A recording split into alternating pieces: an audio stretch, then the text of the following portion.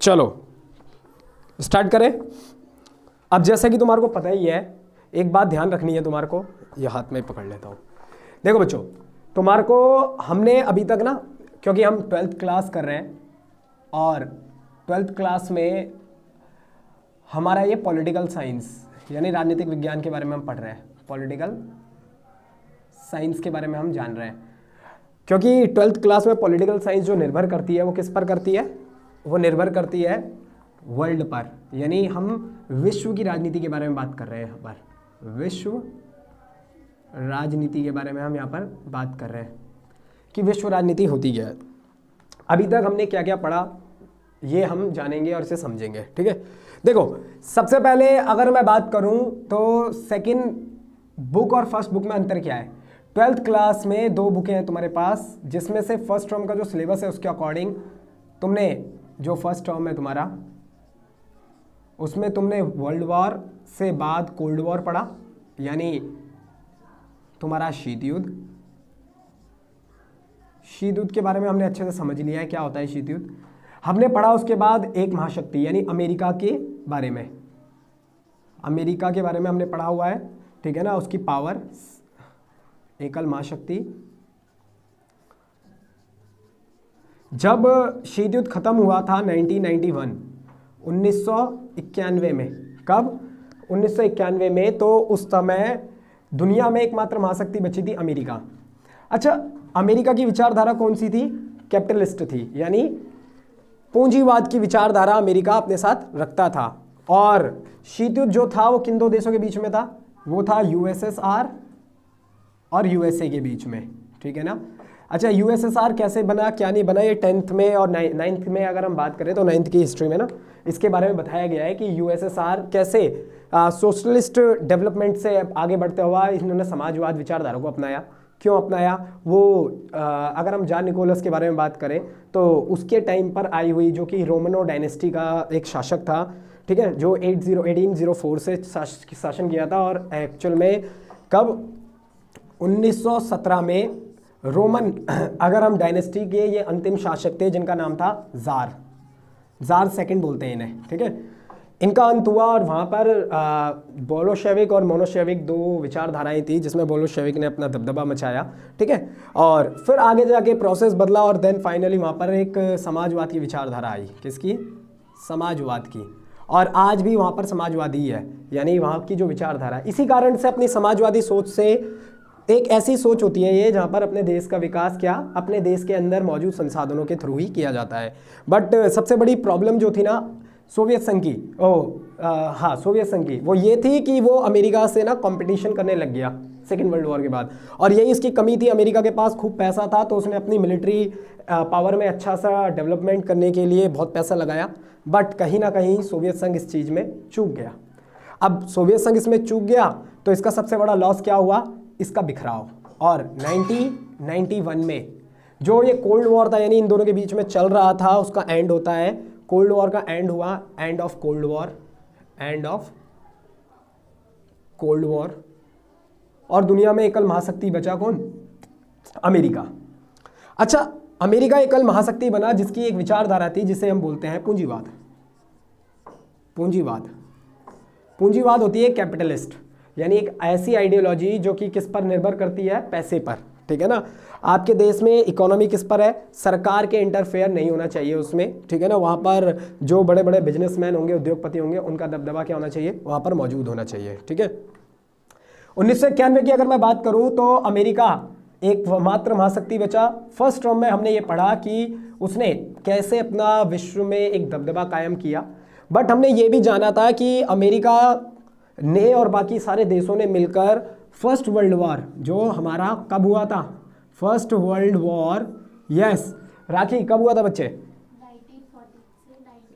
1914 से जो 1918 तक चला था। और सेकेंड वर्ल्ड वॉर जो हमारा हुआ था, इसी में ये ना लीड पावर में थे। हमारे को पता है अलाइड पावर और सेंट्रल पावर थी दो, ठीक है ना, यानी ध्रुवी राष्ट्र और मित्र राष्ट्र। तो मित्र राष्ट्रों की जीत हुई थी, जिसमें ब्रिटेन और इंग्लैंड के साथ जो उनकी लीड टीम में था वो सोवियत संघ ही था। बाद में सेकेंड वर्ल्ड वॉर में 1942 का पर्ल हार्बर कांड हुआ था, जिसमें कुछ इश्यूज़ के कारण इनडायरेक्टली अमेरिका इन्वॉल्व हो गया था और वापस से ही मित्र राष्ट्र जीत गया था, ठीक है। अच्छा, सेकेंड वर्ल्ड वॉर हुआ था 1939 से चालू हुआ था और 1945 पे ख़त्म हुआ था। देखो, जब सेकेंड वर्ल्ड वॉर ख़त्म हुआ ना, सेकेंड वर्ल्ड वॉर, उसके तुरंत बाद ही कोल्ड वॉर चालू हो जाता है। ये एक ही टीम से खेल रहे थे, लेकिन अचानक से इन दोनों के बीच में मतभेद हो जाता है और कहीं ना कहीं वर्ल्ड की बेस्ट पावर बनने के लिए और दुनिया के ज़्यादातर देशों को अपने अपने कंट्रोल में रखने के लिए इन्होंने क्या करने लग गए, ये ज़्यादा से ज़्यादा बड़े लेवल पर कोशिश करने लग गए कि इनका पावर क्या होना चाहिए, इनकी विचार और इनकी सोच पूरी दुनिया में फैलनी चाहिए, ठीक है। अब यही एक सरदर्द बन गया बाकी देशों के लिए। जब से अमेरिका और सोवियत संघ ने चालू कर दिया ना, इसने अपनी समाजवाद, साम्यवाद भी बोलते हैं इसे, ठीक है ना, इसे हम सोशलिस्ट आइडियोलॉजी बोल लो और इसे कैपिटलिस्ट आइडियोलॉजी बोल लो। इन्होंने अपने ग्रुप भी बनाए, हमने पढ़ा था फर्स्ट टर्म में कौन कौन से, नाटो, अमेरिका और उसके सपोर्टिंग जो पार्टीज या कंट्रीज थी, उन्होंने नाटो बनाया जो कि हमारा नॉर्थ अटलांटिक ट्रीटी ऑर्गेनाइजेशन कहलाया, ठीक है ना। साथ ही साथ हमारा क्या बनाया था, देखो तुम्हारे को ये बात पता होनी चाहिए, ये जो सेंटो हम पढ़ते हैं, सेंटो और सीटो, ये सेंटो जो है CENTO, ये सेंट्रल, ये पहले बगदाद समझौता था, ठीक है। बाद में जाके फाइनल जब इसमें दरार आई तो उसके बाद वो सेंट्रल ट्रीटी ऑर्गेनाइजेशन कहलाया। ऐसे ही सीटो था, South East Asian treaty organisation, ये सारे अमेरिका। और वहीं पर अमेरिका को गिराने के लिए सोवियत संघ और उसकी सपोर्टिंग कंट्रियों ने क्या कर दिया, अपने आप को अपने सपोर्टिंग देशों को साथ लाए और एक सैनिक गुट ना बोलकर उन्होंने बोला कि ये उसकी कैपिटलिस्ट आइडियोलॉजी को दुनिया में फैलने से रोकने के लिए एक ग्रुप बनाया गया, जिसको हमने क्या बोला, Warsaw Pact, not act, Warsaw Pact. अच्छा, फर्स्ट में पॉलिटिकल साइंस 12th क्लास की हम बात कर रहे हैं, राजनीति विज्ञान की, तो हमारे को वर्ल्ड, विश्व की राजनीति पढ़नी है और विश्व की राजनीति में हमने ये देखा कि 1914 से 1991 तक क्या क्या घटनाएं घटी। उसके बाद दुनिया में एकमात्र महाशक्ति अमेरिका बचा और अमेरिका ने पूरी दुनिया में, आज भी हमारे को पता है, हमारे देश में हम जो कपड़े पहनते हैं, लिबास पहनते हैं, वो सारा का सारा कहीं ना कहीं अमेरिका से ही प्रभावित है, ठीक है। चाहे वो खान पीन हो, आज का बच्चा बर्गर खाता है, आज का बच्चा वो खाता है, क्या बोलते हैं उसे, राखी को ही पसंद है बहुत ज़्यादा, है ना, सबको पसंद है। तो आज का बच्चा पिज़्ज़ा खाना पसंद करता है और रोटी नहीं खाता है, क्यों? क्योंकि एक वेस्टर्न कल्चर चला हुआ है। जीन्स, अगर एक तरफ सूट है और एक तरफ जीन्स है, तो आज की लड़की जो होगी वो प्रेफर करेगी फर्स्ट वेस्टर्न कल्चर को, ठीक है ना। ऐसा नहीं है, लेकिन मैक्सिमम टाइम यही देखा जाता है, ठीक है। अगर लड़का होगा तो वो शेरवानी या फिर धोती कुर्ता नहीं पहनेगा, ठीक है ना, उसे फील आता है कि ये बड़ा ओल्ड ट्रेडिशन है हमारे देश की संस्कृति, जबकि यही है। अच्छा, ये हुआ, उसके बाद ना इन सभी देशों ने ये देखा कि फर्स्ट वर्ल्ड वॉर में, हमने ये भी जाना था, जब फर्स्ट वर्ल्ड वॉर एंड हुआ तो काफ़ी करोड़ों में नुकसान हुआ, लोग मारे गए, ठीक है ना, करोड़ों में मारे गए थे लोग। तो इसके प्रभाव को देखते हुए UN बनाया गया था। UN को क्या बोलते हैं? League of nation. ये 1990 में बना था। कब बना था? 1919 में बना था। 1919 और 1920 के अराउंड इसे डेवलप किया गया था, लेकिन ये फ्लॉप हो गया था क्योंकि सेकेंड वर्ल्ड वॉर ये रोक नहीं पाया। लेकिन फिर सेकेंड वर्ल्ड वॉर के बाद एक और बनाया गया जो आज भी कंटिन्यू कर रहा है, और ये दुनिया का सबसे बड़ा ऑर्गेनाइजेशन है, जिसे हम UNO बोलते हैं। इसे हिंदी में बोले तो संयुक्त राष्ट्र संघ। क्या बोलते हैं? संयुक्त राष्ट्र संघ। ओके, देखो बच्चों, इसे हम इंग्लिश में बोलेंगे तो यूनाइटेड नेशन ऑफ ऑर्गेनाइजेशन। क्या है? संयुक्त। संयुक्त यानी जुड़ा हुआ, राष्ट्र यानी देशों से, कई सारे देशों से मिलकर बना हुआ एक संगठन है, और इसका मेन उद्देश्य है दुनिया में शांति कायम करना है, पीसनेस करना है। किसी दो देशों के बीच या बाकी देशों के बीच में, चाहे वो बॉर्डर शेयरिंग को लेकर इश्यूज हो, चाहे वो ह्यूमन राइट्स को लेकर हो, वर्ल्ड में चाहे पॉवर्टी को लेकर हो, चाहे एनवायरनमेंट को, जितने भी इंटरनेशनल प्रोग्राम होंगे ये किसी एक देश का नहीं है। जैसे सीटो सेंटो बनाए गए थे एक पर्टिकुलर एरिया का। हमने ये भी पढ़ा था कि क्षेत्रीय संगठनों में कई सारे क्षेत्रीय संगठन थे, जिसमें छोटे छोटे जगहों के, जैसे यूरोपीय यूनियन हमने पढ़ा था, ये लिमिटेड एरिया का एक कई सारे देशों का ग्रुप था, ठीक है ना। ऐसे ही हमने पढ़ा था, हमारा एशिया में आ जाओ तो, ठीक है ना, उसमें हमने पढ़े हुए हैं, सार्क पढ़ा हुआ है। इसी के साथ साथ और भी बहुत सारे हैं, आसियान अभी हम पढ़ने जा रहे हैं थोड़ी देर में, ठीक है। ये सब बनाए गए। इनका काम क्या होता है? वही ये संगठन एक होता है तो काम आसान हो जाता है, ठीक है ना। जब ये वही है ना, बहुत बार ऐसा होता है कि अकेले तुम किसी कार्य को करते हो तो नहीं हो पाता है, जब साथ मिलके करते हैं तो बहुत सारी चीज़ें आसानी से क्या की जा सकती है, ईजिली उसे किया जा सकता है। तो संयुक्त राष्ट्र संघ कहीं ना कहीं आज भी एक्टिव है और भारत भी इसका एक मेंबर है। याद रखना, इसमें जिनको नहीं पता है मैं बता देता हूँ। संयुक्त राष्ट्र संघ में 5 स्थायी सदस्य होते हैं, परमानेंट मेंबर, ठीक है। और याद कैसे करना है, ए बी सी तुम्हारा है और आर और एफ, ठीक है। तो ए से अमेरिका, बी से ब्रिटेन, सी से चाइना, एफ से फ्रांस और आर से रशिया। ये स्थायी सदस्य, इनके पास वीटो पावर है, ठीक है। और अस्थायी सदस्य 2 साल के लिए चुने जाते हैं। ये बेसिकली भारत इसके कई बार अस्थायी सदस्य रह चुका है, और अभी वर्तमान में तो बहुत सारे ऐसे भारत के बंदे हैं या ऐसे बहुत बड़े बड़े हम बोल सकते हैं पदों पर बैठे हुए, जो यूएन के पदों में हाई रैंकिंग पे अभी क्या है, अपने आप को कंट्रोल कर रहे हैं या वहाँ पे उनके पद को अपने आप को चला रहे हैं। देखो, ये था हमारा ऑल ओवर जो हमने फर्स्ट टर्म में पढ़ा था, 12th क्लास की जो पॉलिटिकल साइंस थी उसके अकॉर्डिंग ये था। 12th क्लास की पॉलिटिकल साइंस में तुम्हारे को और भी कई सारी चीज़ें ऐसी दी हुई है जिसके बारे में हमने पढ़ा है, लेकिन हम ये तो सिर्फ एक क्विक रिवीजन है ताकि तुम समझ सको। आज से हम चालू करने वाले हैं सेकंड टर्म जो हमारा पॉलिटिकल साइंस का रहेगा, उसमें हम बाकायदा अपने नोट्सों के थ्रू पढ़ेंगे। कोशिश करेंगे कि बारीक से बारीक फैक्ट को रख सके, और तुम्हारे साथ साथ जो बच्चा ऑनलाइन वीडियो देख रहा है वो भी इस चीज़ को क्या कर पाएगा, समझ पाएगा, ठीक है। अब देखो, हमारा जो ये चैप्टर है क्षेत्रीय संगठन से निकला हुआ चैप्टर, उसे हम चालू करते हैं, ठीक है। तो देखो, जैसे कि तुम्हारा पॉलिटिकल साइंस क्लास 12th का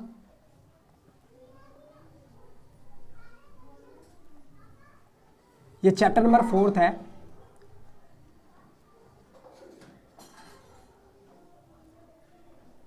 जिसका नाम है सत्ता के वैकल्पिक केंद्र। क्या नाम है?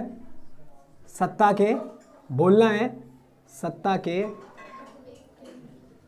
वैकल्पिक केंद्र। अब देखो, कोशिश करेंगे कि इनको ना पहले तो हम ऐसे ही समझने की, ठीक है ना, शब्दों के थ्रू पकड़ते हैं कि क्या कहना चाह रहा है या क्या है बात इसमें, ठीक है। देखो बच्चों, जैसे मैंने तुम्हारे को बताया कि पॉलिटिकल साइंस 12th क्लास में विश्व की राजनीति को बताती है, और उसी हिसाब से सत्ता के जो वैकल्पिक केंद्र है, वैकल्पिक का मतलब क्या होता है, ऑप्शनेबल। तुम मार्केट में जाते हो, तुम्हारे पास ऑप्शन होता है कि ये ले या वो ले, होता है नहीं होता है, यस। सेम ऐसे ही सत्ता के वैकल्पिक केंद्र, वैकल्प यानी सत्ता यानी पावर। यहाँ पर पावर किसी देश की सरकार के लिए नहीं बोला गया है, यहाँ पर पावर किसके लिए बोला गया है, अपने किताब पे ध्यान बच्चे, यस। यहाँ पर बात की गई है सत्ता यानी दुनिया में दुनिया की महाशक्ति कौन होगा, इसको लेकर आज सबसे बड़ा कंसर्न है। क्योंकि अभी तक हमने जितना भी जाना है ना विश्व के राजनीति के बारे में, उसमें एक बात पता लगी है कि ना अमेरिका एक ऐसा देश है, कौन, अमेरिका, जो किसी की नहीं सुनता, ठीक है। चाहे वो विश्व के बड़े बड़े संगठन ही क्यों ना हो, जैसे यूएनओ। तो इसीलिए ना कई सारे देश भाई इतने सक्षम नहीं है, उसकी इकोनॉमी बहुत बड़ी है, उसके पास विल पावर से लेकर उसके देश की एजुकेशन जो पॉलिसीज़ है, बहुत पढ़े लिखे लोग हैं, हर चीज़ में एक्टिव है, सड़कों के जाल है, ऐसा देश। और सबसे बड़ी बात, एक ऐसा देश जिसकी पूरी दुनिया में करेंसी चलती है, उसकी करेंसी के बिना इस देश के अंदर, हमारे ही देश नहीं पूरी दुनिया के कितने भी देश हो उसके अंदर पूरा काम ठप हो जाएगा, इकोनॉमी ठप पड़ सकती है। तो इतनी पावर जिसके पास हो, कल्चर से लेकर चाहे फिर तुम्हारा व्यापार हो, कुछ भी हो। अभी हाल ही में मैंने बताया था तुम्हारे को कि हमारे जो जल सेना है, यानी हमारी वायु, जल और थल 3 सेना होती है, तो हमारी जो नेवी है उसके लिए अभी रोमियो हेलीकॉप्टर भी आए हुए हैं, ठीक है ना। ये सबसे दुनिया के सबसे ताकतवर, सबसे खतरनाक हेलीकॉप्टर माने भी जाते हैं, ये अमेरिका से लिया है। और याद रखना कि रशिया से अभी हाल ही में क्या आया है, तो एयर डिफेंस आया है। क्या है? S-400। ये किसने, अमेरिका, हमें रशिया से लिया है। किससे लिया है? रशिया से लिया है, ठीक है। तो यूएनओ, अमेरिका जो है वो यूएनओ के भी कंट्रोल में काफ़ी हद तक नहीं है, क्योंकि माना जाता है कि यूएनओ, भाई ऑब्वियस सी बात है, यूएनओ को सबसे ज़्यादा फंड अमेरिका ही देता है। और भी देश है, जापान है, चाइना है, बट इसका मुकाबला कोई नहीं कर सकता है कि अमेरिका भाई साहब इकोनॉमी भी सबसे बड़ा है। तो कहीं ना कहीं इसका प्रभाव ना ज़मीनी स्तर पर देखने को मिलता है, चाहे वो डिसीजन को लेकर हो, चाहे किसी को भी लेकर हो। कहने को तो 5 स्थायी मेंबर है इसके, लेकिन याद रखना डंका बोलता है अमेरिका का, ठीक है। और इसको लेकर यूएनओ के बाकी सदस्य कई बार अपनी आपत्ति भी दर्ज करवा चुके हैं, ठीक है। और खास करके रशिया और अमेरिका दो अलग अलग विचारधारा है, तो इनकी लड़ाई अक्सर देखने को मिलती ही है। कहाँ पर? यूएनओ में। क्योंकि अमेरिका द्वारा कोई प्रस्ताव अगर लाया जाता है तो कंडीशन ये होती है कि उसे पास करने के लिए सभी देश, जो 5 स्थायी देश है ना, उनको क्या करना पड़ेगा, अपनी स्वीकृति देनी ही पड़ेगी। क्या करना पड़ेगा? अपनी स्वीकृति देनी ही पड़ेगी। लेकिन रशिया कोई मैटर लाता है या कोई प्रोजेक्ट लाता है जिस पर यूएनओ में कंसर्न होता है, तो अमेरिका कई बार ईगो में आकर क्या कर देता है, ये उनके आरोप है, ठीक है ना। इस पर तो डीप जानकारी जब होगी तभी हम किसी निष्कर्ष पर निकलते हैं, बट यस माना जाता है कि होता है ना कि कहीं ना कहीं इनके बीच में मनमुटाव है, तो इसको लेकर भी। और अमेरिका भी कुछ कुछ ऐसे आरोप लगाता है कि अगर सोवियत संघ कुछ लेके आता है जो आज हमारा रशिया कहलाता है, रूस कहलाता है, तो अमेरिका भी उस प्रस्ताव को क्या कर देता है, अपनी सहमति देने से मना कर देता है। तो वीटो पावर का दोनों एक दूसरे के खिलाफ इस्तेमाल करते हुए देखे गए हैं। सत्ता के वैकल्पिक केंद्र, देखो दुनिया में कई सारे देश हैं। अगर देखो मैं एक विश्व का नक्शा भी बनाऊं, सपोज करो ये हमारा क्या है, ये हमारा विश्व का मानचित्र है, ठीक है। अब देखो अपनी स्क्रीन पर देख सकते हो, ठीक है ना, यानी जो तुम्हारे पास नोट्स है उसमें भी देख लो, मतलब अगर तुम्हारे पास मैप है उसे निकाल लो। देखो बच्चों इतना तो तुम्हारे को श्योर है कि यहाँ पर तुम्हारा क्या पड़ता है, ये तुम्हारा पड़ता है नॉर्थ अमेरिका।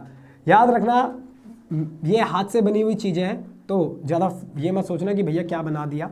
ये है तुम्हारा साउथ अमेरिका, क्या है, ठीक है ना। साउथ अमेरिका के इधर हल्का फुल्का अगर हम आ जाएं तो इसे थोड़ा सा कम कर देते हैं, तो यहाँ पर है तुम्हारा यूरोप, ठीक है। यूरोप के नीचे है तुम्हारा, वैसे मिडिल ईस्ट भी यहीं आता है, तो यहाँ पर हमारा आ जाता है क्या तुम्हारा अफ्रीका। अफ्रीका थोड़ा नीचे ले लेते हैं, यहाँ मिडिल ईस्ट की कुछ कंट्रीज़ आ जाती है इस साइड पर जो इससे जुड़ी हुई है, ठीक है ना। और यहाँ पर तुम्हारा आ जाता है जो कि अफ्रीका है, ठीक है ना, ठीक है। उसके बाद तुम्हारा ये यूरोप से जुड़ा हुआ, क्योंकि यूरेशिया बोलते हैं ना, यूरोप और एशिया अगर हम बात करें तो यहाँ आ जाता है तुम्हारा ऊपर की सबसे ऊपर, ये पूरा एशिया है, देखो ये एशिया है। लेकिन इस पूरे एशिया में जो तुम्हारा ऊपर का पार्ट है ये वाला सबसे बड़ा, क्योंकि क्षेत्रफल में भी जो रूस है वो सबसे बड़ा है, तो अगर हम बात करें तो ये है तुम्हारा आज का रूस और किसी टाइम का यूएसएसआर, ठीक है, 91 के बाद नहीं रहा, ठीक है। अगर भारत की बात करें तो भारत सबसे नीचे आता है यहाँ पर, ठीक है। और थोड़ा सा गौर करें तो पृथ्वी को पता है ना अलग अलग रेखाओं में बांटा जाता है। ये क्या है, इमेजिनरी लाइंस कहलाती है, जिसमें तुमने भारत को देखा होगा, भारत से भी कटती है एक इमेजिनरी लाइन जो 33.5 डिग्री पर 23.5 डिग्री पर कटती है, 20 डिग्री एंड हाफ पर कटती है, उसे कर्क रेखा बोलते हैं, जो कि भारत के 8 राज्यों से होते हुए गुजरती है, ठीक है। ऐसे ही ध्यान रखना बच्चे, पृथ्वी को भी जो एकदम बीचों बीच से काटती है 0 डिग्री पर, ठीक है ना, उसे हम क्या रेखा बोलते हैं, किसी बच्चे को पता है? यस, हाँ, वो मध्य रेखा बोलते हैं उसे हम, मेडिटेरियन लाइन बोलते हैं उसे हम, ठीक है। तो ध्यान रखना। और समय निर्धारित के लिए यमुनोत्तर रेखाएं होती है, क्या होती है, यमुनोत्तर रेखाएं होती है, ध्यान रखना ये बात, ठीक है। अच्छा भैया हम पढ़ क्या रहे हैं, आज का चैप्टर सत्ता के वैकल्पिक केंद्र है। तो देखो पढ़ाने से पहले समझाना जरूरी है, क्योंकि अगर तुम्हारे को समझ नहीं आएगा और तुम करोगे तो उसका कोई फायदा नहीं है, कंक्लूजन में निष्कर्ष कुछ भी नहीं निकलेगा उसका, ठीक है। देखो अगर हम बात करें तो जैसे देखो यूरोप ने मिलकर क्या बनाया, यूरोपीय यूनियन बनाया, क्या बनाया, यूरोपीय, ठीक है ना, यूरोपीय यूनियन। ऐसे ही हमने पढ़ा था, अच्छा वो याद रखना सैन्य संगठन अलग है कि अमेरिका ने क्या बनाया था और सोवियत संघ ने क्या बनाया था। ऐसे ही कई सारे संगठन, देखो यहाँ पर भी कई सारे देश है, यहाँ पर थोड़ा सा तुम्हारा इस साइड जापान पड़ता है, ठीक है ना, इस साइड ही कहीं छोटे छोटे टापुओं से मिलकर हुआ जापान है। यहाँ पर भारत से टच तो तुम्हारे को पता होगा म्यांमार है, ठीक है ना, म्यांमार, ठीक है, फिर थाईलैंड, सिंगापुर, बहुत सारे हैं, ठीक है ना। अब देखो इन सारे देशों ने, अब ये हमारा एशिया का पार्ट है और एशिया के पार्ट को अगर हम डिवाइड कर दे तो एरिया में यहाँ पर साउथ, ये तुम्हारा ईस्ट पड़ेगा, यानी ये तुम्हारा पूर्व और ये तुम्हारा दक्षिण। अगर हम एशिया को डिवाइड करें, है ना, एशिया के हिस्से को, तो यहाँ पर जितने भी कंट्री पड़ेगी वो कहीं ना कहीं दक्षिण का हिस्सा कहलाएंगी, ठीक है, जिसमें दक्षिण हो। तो सार्क हमने पढ़ा हुआ है, South East Asian treaty organisation, वो वाला सार्क नहीं, वो तो सार्ट है, ठीक है ना। हाँ, तो याद रखना। तो यहाँ पर जो भी है दक्षिण एशिया पूर्व संधि संगठन, ये जो बनाए हुए हैं, इनका मेन उद्देश्य क्या है, यहाँ पर यूनियन बनाने का काम क्या होता है। यूनियन इसलिए बनाया जाता है ताकि एक व्यक्ति की बात अगर नहीं सुनी जाए ना, तो ग्रुप में एक पावर हो, आप अपनी बात को वहाँ पर क्या कर सको, अच्छे से रख सको, आपकी बात को सुनने के लिए वहाँ पर क्या हो, क्योंकि सिंगल व्यक्ति को कोई भी क्या नहीं लेता, हल्के में ही लेता है हर कोई, ठीक है ना। लेकिन जब ग्रुप में बात रखी जाती है ना, तो हर कोई सोचने में मजबूर हो जाता है कि उसकी पावर क्या है या उसका रुतबा क्या है, ठीक है। तो यहाँ पर वही दिखाया गया। अब देखो बच्चों, यहाँ पर समझने वाली बात यह है कि ना इन कई सारे दक्षिण पूर्वी या आसियान कई सारे देशों ने, 5 देशों ने मिलकर, ठीक है ना, एक संगठन बनाया जिसका नाम था आसियान। और सत्ता के वैकल्पिक केंद्र में आज हम उसी के बारे में बात करने वाले हैं। तो फटाफट से एक बार इसे मिटा देते हैं और अब हम इसके बारे में चर्चा करते हैं कि आसियान क्या है। नोट्स निकाल लो, हम कोशिश करेंगे कि पूरे नोट्स के थ्रू ही चीज़ों को समझे। तो इससे पहले हमने बाकी जो पढ़े हुए हैं, ठीक है ना, वो हमने रिकॉर्ड नहीं किए थे, लेकिन अब जो कर रहे हैं वो हम रिकॉर्ड करने की कोशिश करेंगे, ठीक है। जो भी रिस्पॉन्स आएगा तो उसके हिसाब से हम आगे कंटिन्यू करेंगे। देखो, तो तुम्हारे नोट्सों के थ्रू अगर हम देखें तो आसियान क्या है जानते हैं, कब बना, कैसे बना। तो थोड़ा थोड़ा हिंट अगर मैं दे दूं तो याद रखना 1967 ये इसका क्या है, इसको बनाया गया। क्या किया गया, इसको बनाया गया। तो ये बना था जैसे यूएनओ बना था तुम्हारा। कब बना था यूएनओ? यस, कोई भी बता दो। 1924, यस 1945। कब? 1945 में बनाया गया था तुम्हारा। और भारत कब उसका सदस्य बन गया था? 30 अक्टूबर। यानी यूएनओ को जो बनाया गया था वो बनाया गया था 24 अक्टूबर 1945, क्योंकि cold war, second world war के बाद तुरंत बना था। और भारत ने तुरंत इसकी मेंबरशिप ले ली थी। और यस 1945 को भारत इसका मेंबर बन गया था, ठीक है। अब हम बात करते हैं आसियान की। तो आसियान जो था ना, वो 5 देशों का, यानी 5 देश शुरू में थे, इसके 5 देश मिले और उन 5 देशों ने मिलकर क्या बनाया, एक ग्रुप बनाया। देखते हैं उनमें।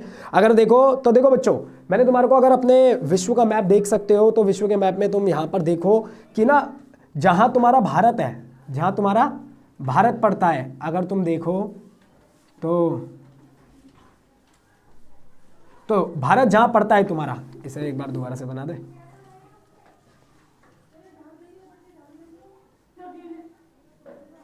तो जहां तुम्हारा भारत पड़ता है उसके बगल साइड में ही, इस साइड ही तुम्हारा म्यांमार पड़ता है। उसके नीचे थोड़ा जाओगे तो वहां पर थाईलैंड, सिंगापुर की वजह से देश दिख जाएंगे। देखो यहाँ पर जो हमारा सिंगापुर, थाईलैंड है ना, बैंकॉक, ठीक है ना, यस, थाईलैंड की राजधानी बैंकॉक है। और वहीं पर इसी घोषणा पत्र पर हस्ताक्षर कर इसकी नींव रखी गई थी 1967 में, यानी 1967 में, ठीक है। शुरुआत में याद रखना इसका पूरा नाम क्या है, दक्षिण पूर्वी एशियाई राष्ट्रों का एक ग्रुप है। ये क्या है, दक्षिण पूर्वी एशिया। अब देखो, मैंने अभी तुम्हारे को मैप में दिखाया था कि वर्ल्ड मैप में अगर तुम देखते तो क्या था कि यहाँ पर पूर्व था और यहाँ पर दक्षिण था। विश्व मैप में देखोगे तो इस साइड के बीच में आने वाले, क्योंकि देखो दिशाओं को भी समझ लो आज, ताकि तुम्हारे को आसान हो। कहने के लिए तो 4 दिशाएं होती है अगर हम बात करें। वैसे हमारी पृथ्वी की शेप क्या है, गोलाकार नहीं, हमारी पृथ्वी की शेप है जियोइड। क्या है, जियोइड है हमारी पृथ्वी की शेप, ठीक है ना। तो यहाँ पर अगर हम नॉर्थ लिखें, नॉर्थ, तो यहाँ पर हमारा क्या जाता है, साउथ जाता है। ये हमारा ईस्ट जाता है और यहाँ पर वेस्ट होता है। लेकिन देखो आप समझो, लेकिन कई बार ऐसा होता है, जैसे वर्ल्ड मैप जो तुम्हारे पास है, किसी बच्चे के पास है, देखो अब देखो मैप देखो यहाँ पर, अगर तुम इस मैप को ही देख लो तो इस मैप में तुम्हारे को एक चीज नोटिस होगी, वो ये चीज होगी नोटिस कि ना इस मैप को रेक्टेंगुलर शेप में फॉर्म किया गया है। हालांकि जो नॉर्मल वो होता है वो देखो कैसा होता है, वो अगर हम बात करें हमारे पास वो आता है ना ग्लोब, जैसे ये रहा। देखो असलियत में पृथ्वी की शेप कुछ इस आकृति की होती है, लेकिन जनरली हमारे को ना समझाने के लिए इसमें इस तरह से दिखाया जाता है। तो कई सारी चीज़ें होती हैं, एक्चुअल में ये होता है, ठीक है। और एक्चुअल में तुम देखोगे तो भारत ये रहा, और भारत के ठीक नीचे की साइड अगर तुम देखोगे तो म्यांमार है, फिर मलेशिया अगर हम बात करें, फिर आता है तुम्हारा थाईलैंड, ठीक है ना। तो यहाँ पर देख लो, ये सारी के सारी चीज़ें इन देशों में तुम यहाँ पर देख सकते हो, ठीक है। अब हम बात कर लेते हैं आगे। देखो बच्चों, यही था बैंकॉक, थाईलैंड की राजधानी बैंकॉक के घोषणा पत्र में 1967 में 5 देशों ने मिलकर, अब दक्षिण पूर्वी एशियाई राष्ट्रीय संगठन था। तो देखो यहाँ पर मैं तुम्हारे को जो दिखा रहा था, अगर हम एशिया में 4 हिस्सों में खींच दे, यहाँ पर एशिया का ये हिस्सा बना दे, तो इस बीच में पड़ने वाला जितना क्षेत्र कहलाएगा वो क्या कहलाएगा, साउथ ईस्ट एशिया, यानी साउथ और ईस्ट का एरिया कहलाएगा वो, ठीक है। अगर सबसे लास्ट कहलाएगा तो साउथ, यानी भारत साउथ में है, ठीक है ना, सबसे नीचे। लेकिन इसके बीच का देखो, अगर यहाँ से खींचेंगे तो यहाँ का एरिया जितना भी आएगा, यानी ये जितना भी हिस्सा होगा तुम्हारा, ये सारा का सारा क्या कहलाएगा तुम्हारा, साउथ ईस्ट। साउथ होता है दक्षिण, हिंदी में समझा देते हैं, और ईस्ट होता है पूर्व। दक्षिण पूर्व का क्षेत्र कहलाता है ये, और चाहे थाईलैंड हो, चाहे सिंगापुर हो, इसमें आता है, ठीक है, चाहे म्यांमार हो, चाहे मलेशिया हो, ये सारे देश में। तो देखो बैंकॉक घोषणा पत्र पर हस्ताक्षर कर की गई थी। अगर हम देखें तो दक्षिण पूर्वी एशियाई राष्ट्रों का एक क्षेत्रीय संगठन है, यानी एक क्षेत्रीय बोले तो मैंने दोबारा मेंशन कर रहा हूं, हमने यूएनओ के बारे में बात की, यूएनओ एक अंतरराष्ट्रीय संगठन है। भैया दोनों में अंतर बताओ। अगर हम बात करें अंतरराष्ट्रीय संगठन और क्षेत्रीय संगठन में क्या अंतर होता है, वैसे तो हमने फर्स्ट टर्म में समझा हुआ है, लेकिन एक बार फिर से मैं समझा देता हूं, क्योंकि कई बच्चों को ना शब्दों में ही कंफ्यूजन हो जाती है, उन्हें संगठन लगता है सारे एक ही होते हैं। देखो अगर पूरे अंतर्राष्ट्रीय संगठन यूएनओ है, क्या है यूएनओ है, इसमें कोई भी देश और खास करके भारत में अभी करंट में 196 कंट्रीज की मेंबर है, ठीक है ना, 195 प्लस मान लो, ठीक है। तो यूएनओ एक अंतरराष्ट्रीय संगठन है जिसमें दुनिया के लगभग ज्यादातर देश क्या है, सदस्य हैं। यहां पर ऐसा कोई बैरियर नहीं है कि यूरोप के देश ही उसके सदस्य बनेंगे या फिर एशिया के ही देश के सदस्य बनेंगे, बट क्षेत्रीय संगठन में ऐसा इशू आता है। क्षेत्रीय संगठन का सबसे बड़ा ये होता है कि ना वो कुछ लोकल इलाके के, अगर वो एशिया के देश है तो एशिया के देश का ही एक समूह होगा। और देखो यहाँ तो हम एशिया के बारे में अगर जान रहे हैं ना, तो ये एशिया का भी एक पार्ट है, केवल साउथ और ईस्ट के देश मिलकर उन्होंने अपना एक ग्रुप बनाया 1967 में, जिसका नाम था आसियान। क्या बना? अच्छा, शुरुआत में अगर हम बात करें तो संगठन जो था, शुरुआत में इस संगठन के 5 देश थे। कितने थे?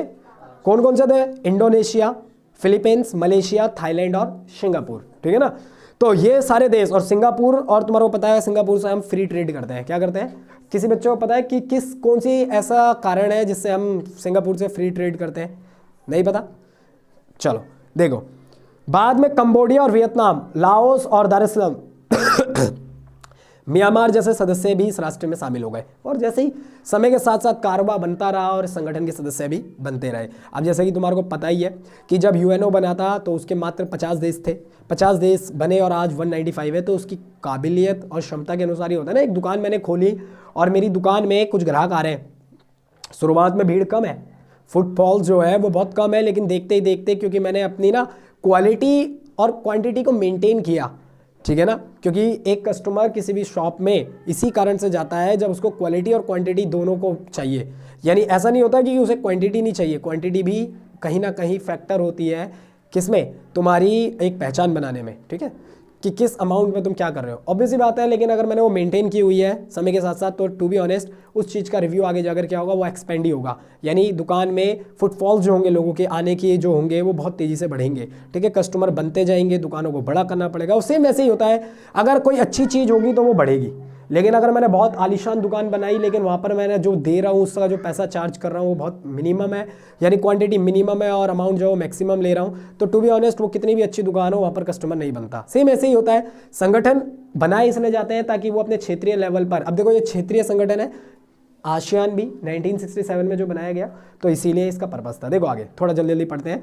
कंबोडिया, वियतनाम और लाओस, दार एस सलाम व म्यांमार जैसे सदस्य इस संगठन में शामिल हो गए। क्या हो गए? हाँ, अगर हम इसका देखो चिन्ह का देखें, यानी हर का, जैसे हमने यूरोपीय यूनियन पढ़ा था, उसका क्या था, सिंबल क्या था। अगर तुम यूरोपीय यूनियन का देखो तो स्टार थे।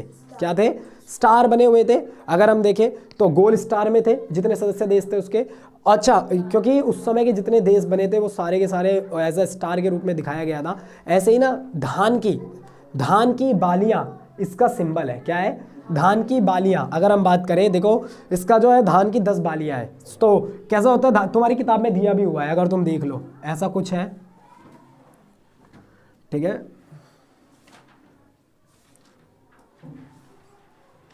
कुछ इस तरह से बना हुआ है शेप। ये कमल का फूल नहीं है, कहीं तुम कमल का ले लो, ठीक है ना। वो धान की 10 बालियां इसका साइन है। अच्छा, सबसे पहला बात आती है कि किसी भी संगठन या इसको बनाने के कारण क्या थे। तो मैंने 1000 बार बताया हुआ है तुम बच्चों को कि किसी भी क्षेत्रीय संगठन को बनाने के कारण क्या होते हैं। देखो हम गांव के अगर लोकल एरिया देखें ना, तो गांव में तुम्हारे को पता है क्या होता है, इनकम ज़्यादा लोगों के पास होती नहीं है। तो वहाँ की जो वुमेन्स होती है ना, जो डोमेस्टिक वुमेन्स होती है, जो छोटा मोटा काम करके अपना 2-4 पैसा बनाती है, वो क्या करती है, गाँव की 10-20 औरतें मिल जाती है और 2-2, 10-10 रुपये इकट्ठे करके अपनी जेब में रख लेती है ताकि इमरजेंसी में वो काम आ सके, है ना। हर जगह ये होता है कि इमरजेंसी में वुमेन्स क्या करती है, अपना एक इमरजेंसी बैंक टाइप बना लेती है कई सारे, और एक औरत के घर में रखवा देती है। इससे क्या होता है, इससे इमरजेंसी में काम आता है कि ग्रुप में महिलाओं का जो पैसा इकट्ठा हुआ है, अगर वो एक साथ किसी को चाहिए, क्योंकि 10 रुपये अगर मैं अपनी जेब में रखूंगा तो वो शायद से काम नहीं आएगा, लेकिन अगर 10-10 करके अगर 100 लोग हो तो कहीं ना कहीं वो 1000 रुपये मेरे काम आ सकता है। ठीक है, तो वही है, संगठन में भाई शक्ति होती है, उसकी एक यूनिटी होती है, उसका एक महत्व होता है। तो ये सारे देश कहीं ना कहीं इन्होंने भी यही सोचा कि आने वाले टाइम पे, क्योंकि ये ज़्यादातर देश जो थे ना, सबसे पहली बात तो याद रखना, ये जापान जैसे देश के, रशिया जैसे देश के गुलाम थे। क्या थे शुरुआत में? हाँ, अगर हम इतिहास को पीछे से ले जाएं तो ये उनके क्या थे, जैसे हम कॉलोनीज के थे, ब्रिटेन की थी ना हम, जैसे सेम वैसे ही वो जापान की कॉलोनीज थी ये सारे देश। ठीक है, बाद में इन्होंने यही फील किया कि यार कल को दोबारा से हमारे को कोई देश गुलाम ना बना ले वक्त रहते हुए, क्योंकि दोस्त का दोस्त क्या होता है, दोस्त का दोस्त दोस्त होता है, और दोस्त का दुश्मन अगर हम दुश्मन होता है। ठीक है ना, सेम ऐसे ही होता है कि इन सारे देशों को कहीं ना कहीं जापान जैसे देशों ने या फिर बाकी कॉलोनीज बना के इस्तेमाल किया था, तो इनको पता था क्या दर्द होता है, तो इन्होंने अपने आप को ग्रुप बनाने पर क्या खासा जोर दिया। ठीक है, और एक संगठन बनाया जिसका नाम था आसियान। ठीक है ना, क्या नाम था? आसियान। आसियान तुम्हारे को बहुत इंपॉर्टेंट है पॉइंट ऑफ व्यू से, और केवल 12वीं के ही पॉइंट ऑफ व्यू से नहीं, और भी बहुत सारे कारणों से समझना पड़ेगा। देखो इसके क्या थे उदय के कारण, किन कारणों से, देखो तुमको बस ये चीज़ समझनी है, किसी भी क्षेत्रीय संगठन को बनाने का कारण होता है डेवलपमेंट, किसी भी क्षेत्रीय संगठन को बनाने का कारण होता है वहाँ का विकास, किसी भी क्षेत्रीय संगठन को बनाने के कारण होता है वहाँ की इकोनॉमी को ग्रोथ करना, और साथ ही साथ ये अश्योर करना कि एक दूसरे देश से जब ट्रेड होता है तो उसमें कई सारे कर को छूट मिल जाती है। ठीक है, कभी कोई आक्रमण करे तो वो दूसरा देश ये सोचकर आक्रमण नहीं करता है कि यार अगर मैं उस पर आक्रमण करूंगा तो बाकी देश, उसके जो सपोर्टिंग पार्टीज है, यानी बाकी देश जो है वो भी मुझ पर एक साथ आक्रमण कर सकती है। तो इससे ना एक माइंड सेट होता है, क्या होता है, एक माइंड सेट होता है, और विश्व में कहीं ना कहीं शांति को बढ़ावा मिलता है। ऐसा नहीं है कि युद्ध के पॉइंट ऑफ व्यू से ही किया जाता है, तो बहुत इसके पॉइंट्स हैं। यूएनओ, भारत जैसा देश ही पता नहीं अरबों खरबों रुपए अक्सर हर साल बजट होता है यूएनओ का, उसमें देता है। ठीक है, तो कहीं ना कहीं ये बात समझने वाली बात है कि संगठन बनाने के कारण क्या थे, आसियान बनाने के पीछे के कारण क्या थे। देखो तो उसमें सबसे पहला जो कारण था ना, वो तो सेकेंड वर्ल्ड वॉर। क्या था? सेकेंड वर्ल्ड वॉर खत्म हुआ था 1945 को, और ये हुआ था 1967 को। ठीक है ना, देखो अगर हम बात करें तो सेकेंड विश्व युद्ध के बाद एशिया का यह क्षेत्र यूरोपीय व जापानियों के उपनिवेश का शिकार था। मैंने बताया था ना, अगर हम सेकेंड वर्ल्ड वॉर की बात देखें तो ज़्यादातर देशों ने इसे क्या किया, चाहे वो जापान हो, चाहे वो, उन्होंने अपना इसे उपनिवेशवाद बनाया। दो शब्द होते हैं, एक औपनिवेशिक होता है और एक उपनिवेश होता है। तो उपनिवेश वही गुलाम। ठीक है, यह क्षेत्र आर्थिक रूप से पिछड़ा हुआ था। ठीक है ना, वह गरीब स्तर क्या है, गरीबी का स्तर इसमें बहुत ही ज़्यादा क्या था, गिरा हुआ था। केवल हम बात कर रहे हैं एक देश की नहीं, इसमें शामिल जितने भी देश हैं, ठीक है, चाहे वो तुम्हारा कोई भी है, फिलीपींस है, मलेशिया है, थाईलैंड है, ठीक है, इंडोनेशिया है, सिंगापुर। और आज तुम्हारा पता है सिंगापुर दुनिया का, एक और बात बता देता हूँ, एक एकमात्र ऐसा देश है जहाँ पर कैपिटा इनकम भी बहुत ही ज़्यादा हाई है। सिंगापुर आज एक बहुत डेवलप देश है।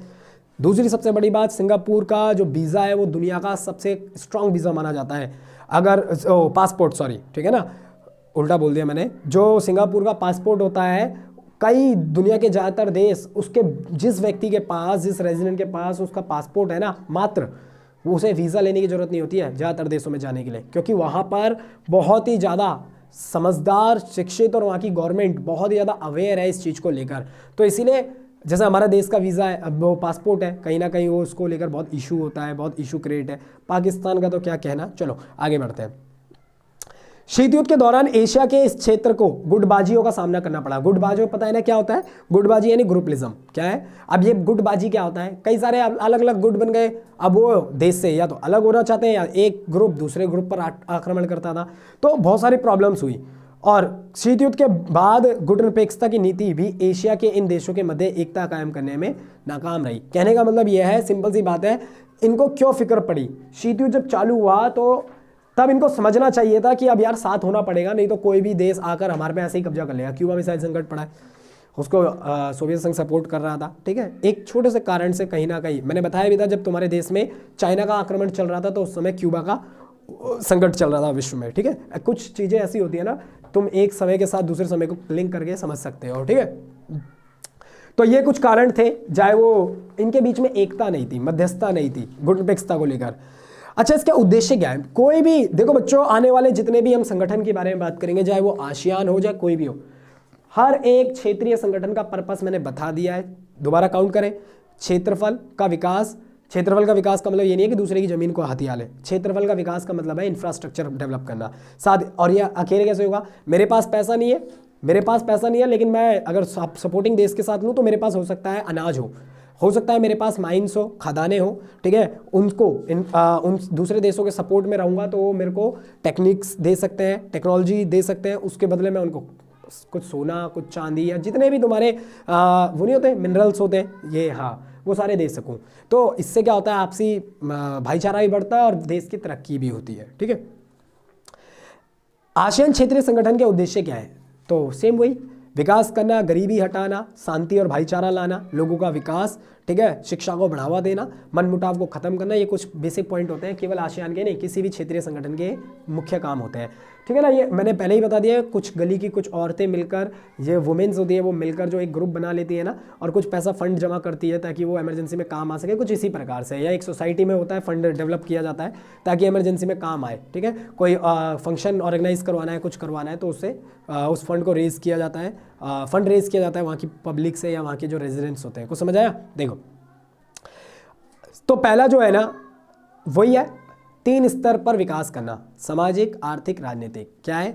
सामाजिक, आर्थिक, राजनीतिक। आसियान का भी यही काम था। अपने देश जितने भी सदस्य थे वो चाहते थे अपना आर्थिक स्तर पर विकास करें, सामाजिक स्तर, व्यापार बढ़ेगा, संबंध अच्छे होंगे, व्यापार बढ़ेगा, व्यापार बढ़ेगा, मनी का क्या होगा, ट्रांजेक्शन होगा, इन्फ्लुएंस बढ़ता है ना मनी का, तो ऑटोमेटिकली इसका इकोनॉमी पर क्या होता है, अच्छा प्रभाव पड़ता है। 2019 से कोविड चल रहा था, बाजार ठप थे, जैसे ही कोविड की सिचुएशन 2021 में थोड़ी ठीक हुई, वैक्सीनेशन चालू हुआ भारत सरकार द्वारा, जो फ्री वैक्सीनेशन चलाया गया, उसके बाद थोड़ा ठीक हुआ, वापस डाउन हुआ। ठीक है, उसके बाद तुरंत मार्केट में देखा, इस बार हमारा जो दिवाली गई या होली गई उसमें कितना प्रभाव इसका देखना, मार्केट खचाखच भरी हुई थी। बट अभी कोविड गया नहीं है, ओमिक्रॉन नया आ गया है। ठीक है ना, तो इससे सावधान रहना है।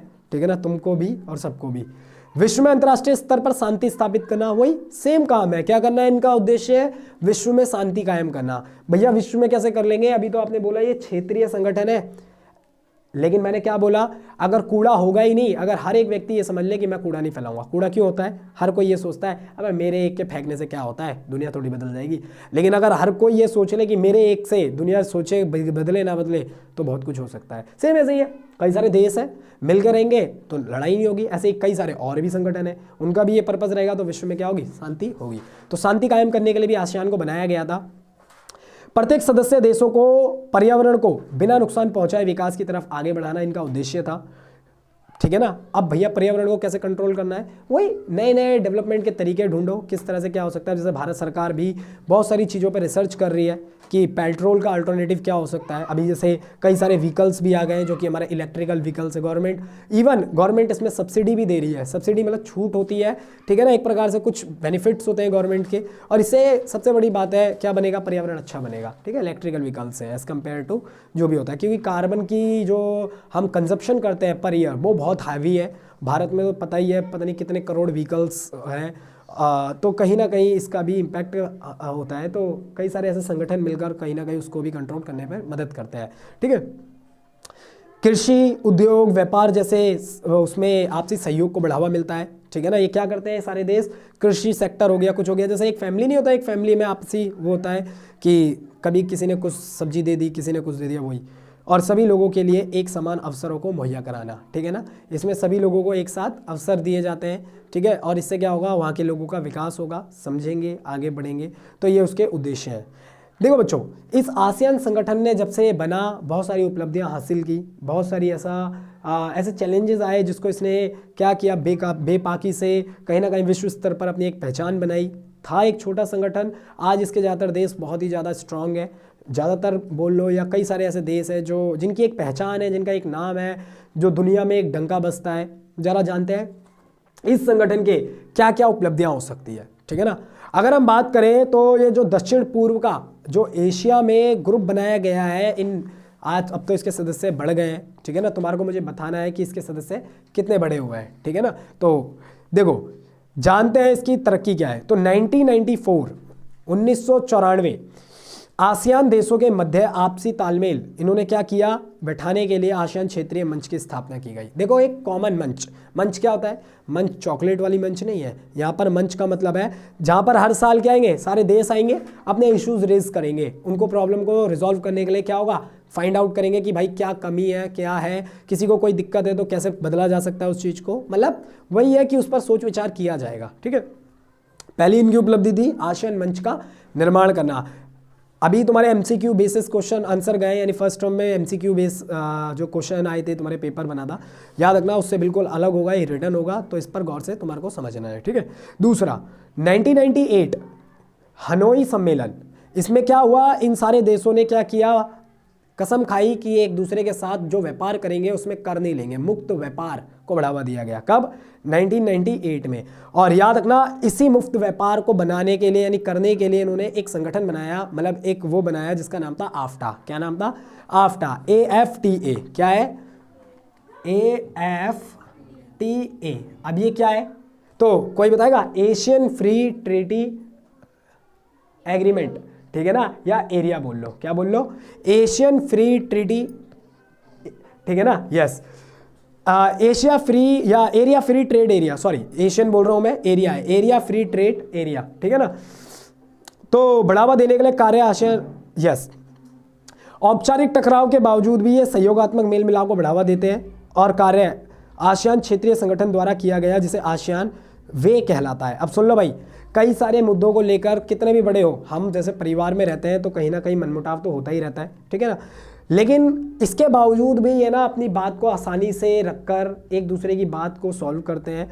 और उसके लिए उन्होंने क्या किया, एक प्रकार से एक ग्रुप बनाया या औपचारिक रूप से एक दूसरे की जो प्रॉब्लम्स होती है उसे समझने के लिए एक विचारधारा को डेवलप किया जिसे आसियान वे कहते हैं। क्या बोलते हैं, इसमें काम क्या होता है, औपचारिक क्या होता है, तुम्हारे को मैंने बताया हुआ है, औपचारिक रूप से जब एक देश दूसरे देश के खिलाफ हो जाए, औपचारिक मतलब डायरेक्ट होता है, क्या होता है, यस, औपचारिक रूप या टकराव के बावजूद भी ये एक दूसरे को सहयोग करते हैं, बढ़ावा देते हैं और कार्य आसियान क्षेत्रीय संगठन द्वारा किया गया। इन्होंने कोशिश की है कि कुछ भी हो, जैसे हमारा भारत पाकिस्तान हमारा पड़ोसी देश है, तो कई बार ऐसा होता है कि कई बार भारत सरकार ने कोशिश की है कि दोस्ती का हाथ बढ़ाया जाए, बट क्योंकि वहाँ से हमेशा ही एक नकारात्मक रिस्पॉन्स यानी नेगेटिव रिप्लाई मिला है, तो इसको लेकर कहीं ना कहीं भारत सरकार क्या करती है, अब उससे बातचीत नहीं करती है। और उसका एग्जाम्पल तुमने देखा ही है, उरी हमला हो हमारा, ठीक है ना, या द्रास सेक्टर पे अक्सर क्या होता है, जो नियम बने हुए हैं या फिर फायरिंग होती रहती है उनकी तरफ से, बमबारी होती रहती है, बट इन देशों ने मिलकर क्या किया कि हम भाई कोशिश करेंगे कि आपसी मनमुटाव को कंट्रोल कर सके, ठीक है। और इसे ही बोला गया आसियान वे, औपचारिक टकराव को क्या करना है, कोशिश करेंगे बातचीत से हल करें, इसे आसियान वे कहा गया, ठीक है। आसियान द्वारा सन 2003 में 3 स्तंभ, देखो, सुरक्षा समुदाय, आर्थिक समुदाय और सामाजिक सांस्कृतिक समुदाय की स्थापना की गई, ठीक है ना। इनका काम क्या था, इनका काम था इन सेक्टरों पर ये जितने भी सदस्य देश रहेंगे इनकी राय लेना और इनका विकास करना कि किस तरह से एक दूसरे के कल्चर को प्रमोट किया जा सकता है, बाकी देशों में किस तरह से इनकम जनरेट की जा सकती है, ठीक है। समुदाय एक ग्रुप के में काम किया इन्होंने, कल्चर ग्रुप बनाया ताकि सबका कल्चर बाकी देशों में भी फैल सके, वहाँ से उनको बढ़ावा मिले, ठीक है, ये सारा काम देखा। इसकी एक और क्वालिटी थी सुरक्षा समुदाय के द्वारा क्षेत्रीय स्तर की बातों को सुलझाना। देख लो, सुरक्षा समुदाय का मेन काम क्या था कि भाई आसियान के जितने भी सदस्य हैं अगर उनके बीच में, क्योंकि ऑब्वियसली बात है एक घर के सदस्यों के बीच में मनमुटाव होता ही रहता है, ये तो देश है, कोई मनमुटाव होता है तो उसका काम सुरक्षा समुदाय का होगा, जो कि आसियान के 3 स्तंभों में से एक था, ठीक है। इसका मेन काम क्या था, जितने भी राष्ट्रीय देश होंगे इसमें वहाँ पर जो क्षेत्रीय स्तर की बातें होंगी उसको सुलझाने का काम था और शांति को बढ़ावा काम करने का जिम्मेदारी दी गई पहले स्तंभ को, जिसका नाम था सुरक्षा समुदाय। इसमें क्या किया गया, सभी राष्ट्रों को बराबर का सम्मान और कोशिश की गई कि जोर दिया गया इस बात पर, है ना, कि वो शांत रहे और विकास करें, क्योंकि लड़ाई संगठन को कमजोर बनाती है, ठीक है। अच्छा, इसका एक आर्थिक समुदाय था, इसका काम क्या था, इनके बीच में बाजार तैयार करना, मार्केट तैयार करना, क्योंकि मनमुटाव होगा तो कोई देश किसी दूसरे देश के साथ व्यापार नहीं करेगा। इसके किस्से अक्सर सुने हुए हैं। भारत ने अभी S-400 लिया है, किससे, रशिया से, ठीक है ना, उसकी पहली खेप भारत में आ भी चुकी है। और कहाँ पर तैनात की गई है, ये कश्मीर बोल रहा हूँ, ये पाकिस्तान के बॉर्डरों पर तैनात की गई है। कहाँ पर, पंजाब साइड में, ठीक है ना, तो वहाँ पर इसे लगाया गया है, चाइना में नहीं लगाया गया। तो अमेरिका ने उस समय भारत को चेतावनी दी थी कि भारत को वो क्या कर देगा, भारत को वो कई सारे सेंसर लगा देगा, पाबंदियां लगा देगा, लेकिन अभी तक नहीं लगाया है। तो हर कोई देश ना अपनी सिक्योरिटी के कंसर्न को लेकर क्या करता है, डील करता है, और भारत की फॉरेन पॉलिसी बहुत अच्छी है इस बार, अभी जो करंट में चल रही है। देखो यह क्षेत्रीय संगठन आर्थिक तौर पर, देखो इसका काम क्या है आर्थिक समुदाय का, कि सदस्यों का सामाजिक व आर्थिक विकास हो, ठीक है। इस सामाजिक व सांस्कृतिक समुदाय द्वारा देशों के बीच में संस्कृति के मेल जोल को बढ़ावा देना है। जो इसके सदस्य देश है वहाँ पर अपनी कल्चर को प्रमोट करना। इससे क्या होता है, जैसे अमेरिका की आज देखो कल्चर इतना सपोर्टेबल है कि दुनिया के ज़्यादातर देश अडॉप्ट करते हैं। हिंदुस्तान में तो तुम्हारे को हिंदुस्तानी कल्चर ना के बराबर ही दिखता है। क्यों ऐसा? इसीलिए है क्योंकि हमने जो शुरू से देखा है, जो जाना है, और हमारे को जो कूल लगता है, कूल शब्द जो होता है आजकल तो बोलने चालने भाषा, ठीक है, जैसे मम्मी को मॉम बोल देते हैं, ठीक है, पापा को पॉप बोल देते हैं, तो पॉप पादरी को बोलते हैं किसी टाइम पे, ठीक है ना।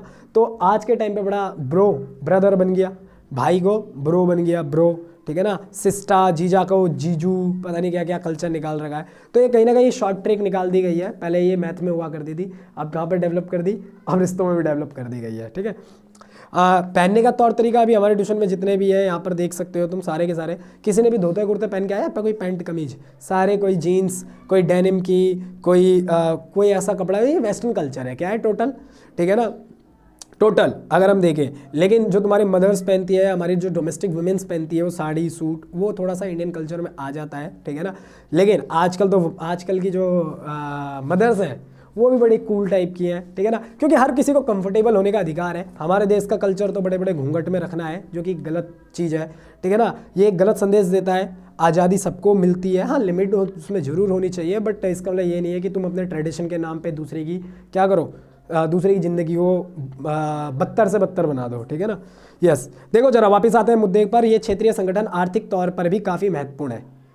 इसकी जीडीपी 2003 में 700 अरब डॉलर से ज़्यादा का था और 4% की दर से ये बढ़ रहा है। सोचो 4% की दर से लगा लो, हर साल बढ़ रहा है। अभी 2021-22 चल रहा है, कुछ 4-5 दिन ही तो बचे हैं, उसके बाद 2022 एंटर में करेंगे हम। अब देखो ओमिक्रॉन हमारे को कितना एंट्री करवाता है 2022 में, ठीक है ना। दिल्ली में तो मामले तेज़ी से बढ़ रहे हैं, ठीक है।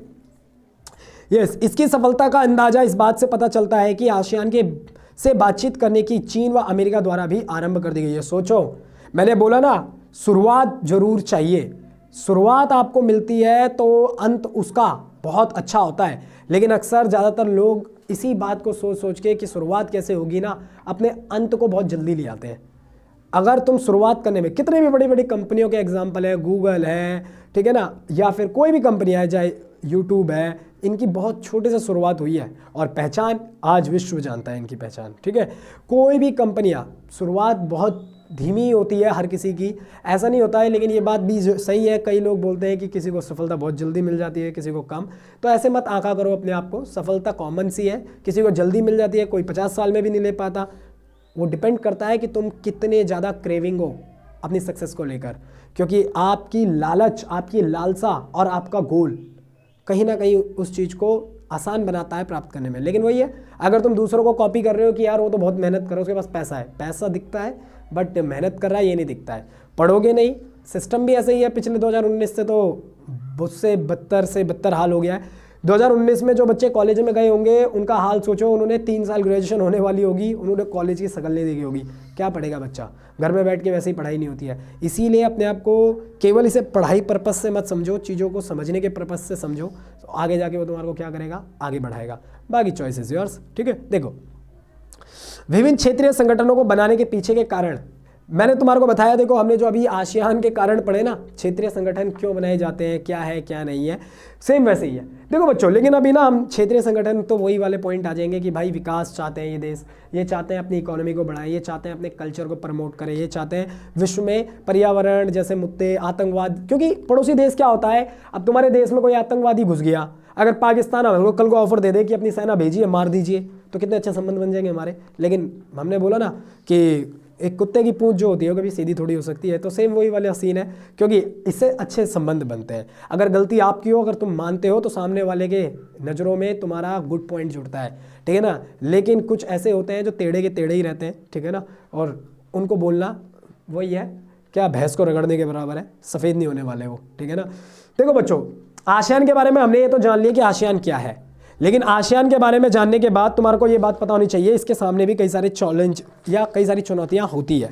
यानी ऐसी बात नहीं है कि इस संगठन में चुनौतियां और चैलेंजेस नहीं होते हैं। अब देखो, अगर हम देखें तो एक पॉइंट ऐसा बनता है, क्योंकि किसी भी देश को पढ़ने के ना 3-4 है, किसी भी ग्रुप देश कि भाई कब बना, उद्देश्य क्या है, ठीक है। अच्छा, सदस्य क्या है, कौन कौन से सदस्य हैं इसमें, इसी के साथ साथ इसने काम उपलब्धियां क्या क्या है,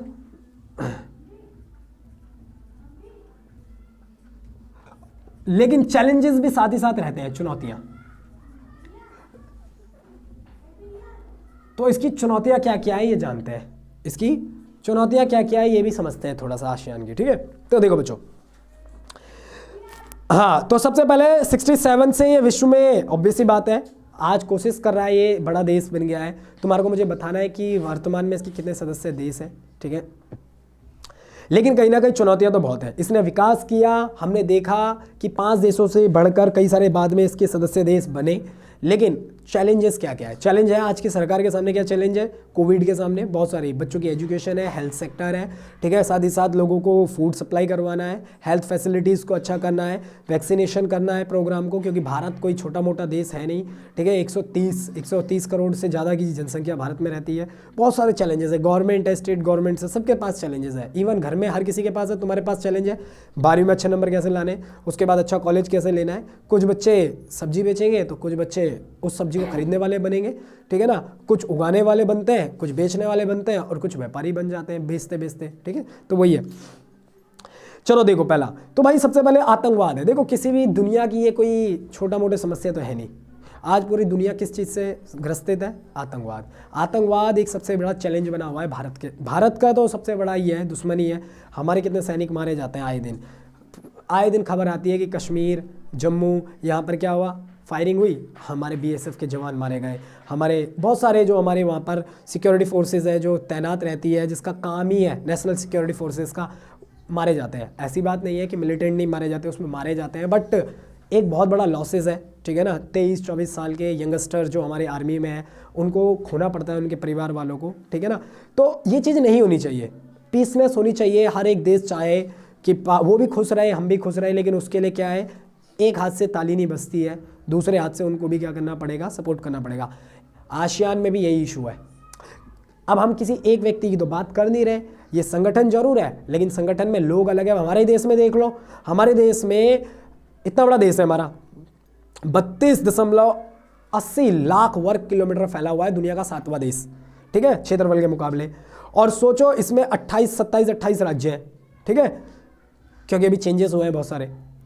उसके बाद ये हमारा भारत देश जो है, इसमें देखो अगर तुम ईस्ट की तरफ चले जाओगे तो अलग विचारधारा के लोग मिलते हैं। मैं ये नहीं बोल रहा हूँ कि सारे हैं, लेकिन मैंने बोला ना कुछ है जो भारत का विरोध करते हैं। अगर तुम ऊपर चले जाओगे कश्मीर में तो वहाँ पर तो हर किसी को पता ही है, ठीक है ना, वहाँ पर तो बोलने वालों की कमी नहीं है, ठीक है। साउथ में चले जाओगे तो वहाँ पर, मैं ये नहीं बोल रहा हूँ कि देश से अलग होने वाले की बात कर रहा हूँ, यहाँ पर वो लोग भी हैं जो कि कहीं ना कहीं देश में ही रहकर देश को ही उल्टा बोलते हैं, कमी नहीं है। अक्सर सुनाई देता है पाकिस्तान से हम हारे थे तो वहाँ पर भी बम फोड़े गए उत्तर प्रदेश में, ठीक है ना। तो ये गलत है। हाँ, स्प्रिट होती है, आपकी पसंदीदा टीम हो सकती है, बट इसका मतलब ये नहीं है कि आप उसको सेलिब्रेट करने के लिए क्या करो, बम पटाखे फोड़ो, ठीक है। यस, सबसे बड़ी चुनौती क्या है, आतंकवाद है इसके सामने, ठीक है ना। तो संगठन की ज़्यादातर राष्ट्रीय आतंकवाद की समस्या से क्या कर रहे हैं, अपने आप को क्या कर रहे हैं, सामना करवा रहे हैं, ठीक है। आसियान के देशों में प्राकृतिक आपदाओं का भी सामना करना पड़ता है। देख लो इनके जो देश है, खुद ही देखो वर्ल्ड मैप में देखो कहाँ पर पड़ते हैं, समुद्र है चारों तरफ, क्या है, यस, वहाँ पर इस संगठन के सदस्यों का आर्थिक संकट भी सामना करना पड़ता है। मैंने बताया था इनमें से कुछ ही देश है जो अब तरक्की कर चुके हैं, लेकिन ज़्यादा देश अभी भी क्या है, अंडर डेवलपिंग है, यानी डेवलपमेंट कर रहे हैं वो। इनमें क्या है, धार्मिक कट्टरता। किसी भी देश को तोड़ने का सबसे बड़ा कारण क्या बनता है, उसकी धार्मिक कट्टरपंथा दिखती है, ठीक है। आज वर्तमान में हमने देखा हमारे ही देश में मॉब लिंचिंग हो जाती है, ठीक है ना। किसी एक पर्टिकुलर धर्म का ग्रुप आता है और किसी दूसरे पर्टिकुलर धर्म को पकड़ लेता है और उस पर क्या करता है, कोशिश करता है, और भीड़ की कोई शकल भी नहीं होती है। गवर्नमेंट कोशिश करती है, बट गवर्नमेंट सब कुछ नहीं कर सकती है। जो लोकल लोग होते हैं उनको भी आगे आना चाहिए, ठीक है। मॉब लिंचिंग नहीं होनी चाहिए। हमारा देश एक सेकुलर देश है, धर्मनिरपेक्ष है, सबको आज़ादी है। हमारे संविधान कॉन्स्टिट्यूशन हमारे को राइट देता है कि हमारे पास फ्रीडम है किसी भी रिलीजन को अपनाना, किसी भी पूजा पाठ करना, कोई हमको रोक टोक नहीं सकता। बट उसके बावजूद भी देखने को मिलता है हमारा देश में डाइवर्सिटी है धर्म के नाम पर, ठीक है ना, लेकिन उसके बावजूद भी ना कुछ होते हैं। यहाँ पर हम किसी पर्टिकुलर धर्म की बात नहीं कर रहे हैं, लेकिन हर ग्रुप में, हर एक रिलीजन में ना कुछ ऐसे लोग भी होते हैं जो कि शांति नहीं चाहते हैं, ठीक है। तो एजुकेशन इसलिए भी ज़रूरी होती है ताकि तुम ये समझ सको कि रिलीजन तुम्हारे को क्या करता है, सेटिस्फेक्शन देता है, बिलीव पावर देता है, बट वो आँख अंधापन किसी भक्ति में वो तुम्हारे को क्या कर सकता है, कहीं ना कहीं गलत रास्ते में ले जा सकता है। उसका सबसे बड़ा एग्जाम्पल है आतंकवाद, ठीक है। वो इस्लाम धर्म के नाम पर क्या करते हैं कि अल्लाह हमारे को क्या करेगा, अल्लाह हमारे को वो देगा, जबकि असली जो इस्लाम है वो कुछ और ही सिखाता है। पैगंबर मोहम्मद साहब के बारे में हमने पढ़ा हुआ है, ठीक है। उन्होंने क्या बताया, उन्होंने बताया कि इस्लाम धर्म क्या है, उन्होंने ये बताया। और इवन उन्होंने तो अपने ही धर्म के लोगों से कट्टरता ले ली थी जब 612 ईस्वी से उनको 622 ईस्वी में कहाँ जाना पड़ा, मक्का छोड़कर मदीना जाना पड़ा। तो कहीं ना कहीं अंधविश्वास अकबर के टाइम में, मुगल एम्पायर में अकबर ने क्या किया, एक संगठन बनाया जिसमें सभी धर्मों को लाया गया। उसके ग्रुप के यानी कई इस्लाम धर्म के लोग क्या हो गए, उससे खफा हो गए कि वो बाकी अपनी सेना में वो राजपूत भी रखता था, ठीक है ना, वो हिंदू भी रखता था, वो बहुत सारे वर्ग रखता था, सिख भी रखता था। क्यों? क्योंकि उसे पता था संगठन में एकता होती है, सबको साथ लेके जाओगे तो लंबे साल। इसीलिए तो मुगल एम्पायर में केवल 2 ही शासक थे जिन्होंने सबसे ज़्यादा राज किया। बाबर जिसने उसकी नींव रखी वो 4 साल चला। अकबर जानते हो अकबर कितने साल शासन किया उसने? 49 ईयर। कितना? 49 ईयर। अकबर। भैया हम किस टॉपिक में आ गए, समझना जरूरी है, पढ़ाई है, सब कुछ नहीं होता है, अवेयरनेस भी तुम्हारे को आनी चाहिए। और कब से कब तक किया था? 1556, जब तुम्हारा हुमायूं, ठीक है ना, हुमायूं की मृत्यु हो गई, जिसने वो लाइब्रेरी बनाई थी उसी की सीढ़ियों से गिर गए, मौत हो गई, ठीक है ना। हालांकि शेर शाह सूरी का जो लड़का था सिकंदर शाह सूरी, उसको उन्होंने क्या किया, मारा। और फाइनली उसको तो मार दिया था, शेर शाह सूरी ने 2 बार हरा दिया था हुमायूं को। 30 में शासक बने थे वो बाबर के बाद, और 40 में क्या हुआ था, 40 में जाने के बाद फाइनली उन्होंने शेर शाह सूरी से 2 युद्ध लड़े, हार गए, फिर वो भाग गए यहाँ से, ठीक है। फिर वापस आए, कम बैक किया उन्होंने 50 में, ठीक है ना, और युद्ध लड़े और सिकंदर शाह सूरी को हराया। बट 56 में 1956 बोल रहा हूँ, 1556 में जनरली उनकी सीढ़ियों से ही, जो लाइब्रेरी की सीढ़ियों से ही गिरकर मौत हो गई थी। उसके बाद जो उनके लड़के आए थे जिनका नाम था अकबर, और इन्होंने, अकबर महान क्यों बोला जाता है, हालांकि हमारा कॉन्सेप्ट ये नहीं है, हमने क्या बोला, हम यहाँ पर किसी धर्म संप्रदाय की बात नहीं करेंगे, हम यहाँ पर चीज़ें समझेंगे कि क्वालिटी क्या होती है एक लीडर की। एक लीडर की क्वालिटी होती है सबको साथ लेके चलना। यस, इसीलिए तो 49 ईयर राज कर पाए, ठीक है ना। तो विशेषता अगर किसी की है तो वो अप्रिशिएट करना चाहिए, अगर वो विशेषता नहीं है। लेकिन कई ऐसे आए जिन्होंने कट्टरपंथा चलाई, जजिया कर लगाया, ठीक है ना, गैर मुस्लिम कर लगा दिया। तो बात वो नहीं है, बात है वो भी थे और बात वो भी है। एक वो थे जो अपने ही धर्म के खिलाफ, उनके ही धर्म के लोग कट्टर जो थे उनके खिलाफ हो गए। पैगंबर मोहम्मद के साथ हुआ ऐसा, जो इस्लाम धर्म के क्या थे, माना जाता है कि उन्होंने ही नींव रखी थी इस्लाम धर्म की। कहाँ पर? जो आज का सऊदी अरब है, उसमें जो मक्का पड़ता है 612 ईस्वी में, ठीक है। देखो बच्चों, ऐसे ही संगठन के समक्ष जो है, आसियान के समक्ष जो है, शांति स्थापित करना भी एक बड़ी चुनौती है। ये किस देश के समक्ष नहीं है। हम एक परिवार में रहते हैं, हमारे 5 सदस्यों के बीच में हम शांति कायम नहीं कर पाते हैं। मम्मी की सोच अलग होती है, पापा की अलग, बच्चों की अलग। तो सोचो, एक सरकार, अगर हमको ये कोई कहे कि सरकार की काम है, हमने सरकार को जिताया है, नहीं, सरकार सिर्फ तुम्हारे लिए ऑप्शन दे सकती है, उनका आप इस्तेमाल कैसे करेंगे वो आप पर है। ये नहीं कि सरकार पर ब्लेम डालो, कोई भी सरकार हो, चाहे वो स्टेट गवर्नमेंट हो, चाहे वो यूनियन गवर्नमेंट हो, कोई भी हो, जब तक पब्लिक खुद अवेयर नहीं होगी, अगर वो सब सोचेगी कि दूसरा करेगा तो ही मैं करूँगा, तो ऐसे विकास नहीं हो सकता। शांति स्थापित करने के लिए सबको एक साथ होना चाहिए, जब भी तो हमारे देश में धर्मनिरपेक्षता है, ठीक है ना, कोई भी है। और गरीबी, भुखमरी और समस्या के कारण यह संगठन नीतियों को लागू करने में सही से क्या नहीं कर पा रहा है, अपनी नीतियों को प्रॉपरली लागू नहीं कर पा रहा है, जो कि एक चैलेंज है। अब नीतियाँ लागू नहीं कर पाएगा तो चैलेंज तो होगा। भैया अभी आपने बोला कि ये संगठन एक विकसित संगठन है, यानी अच्छा है, इसके सदस्य जुड़े।